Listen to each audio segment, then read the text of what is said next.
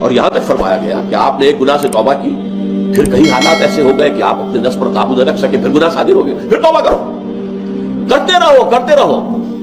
ایک حدیث میں آتا ہے کہ ایک انسان خطا کرتا ہے، غلطی کرتا ہے، توبہ کرتا ہے، پھر توڑ کرتا ہے، پھر غلطی کرتا ہے، خطا کرتا ہے، پھر توبہ کرتا ہے، جب تک وہ توبہ کرتا رہے گا اللہ کی رحمت کا دامن اس کے ہاتھ میں رہے گا۔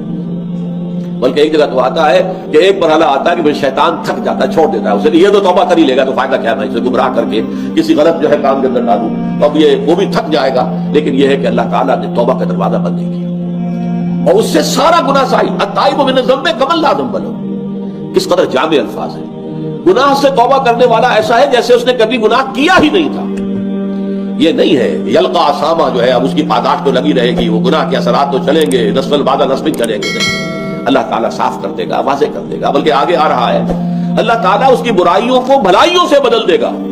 نامہ اعمال میں جو اندراجات تھے کہ اس نے یہ گناہ کیا، یہ گناہ کیا، یہ گناہ، توبہ کی ہے، وہ سب صاف ہو جائیں گے، اس کی جگہ پر نیکیوں کا اندراج ہو جائے گا۔ اصل میں ہمارے ہاں بھی اس معاملے کے اندر جو ہے بڑی کوتاہی ہے بعض لوگوں کے ہاں۔ یہ بات پورے طور سے واضح نہیں ہے کہ کتنی عظیم یہ نعمت ہے جو اسلام نے توبہ کی۔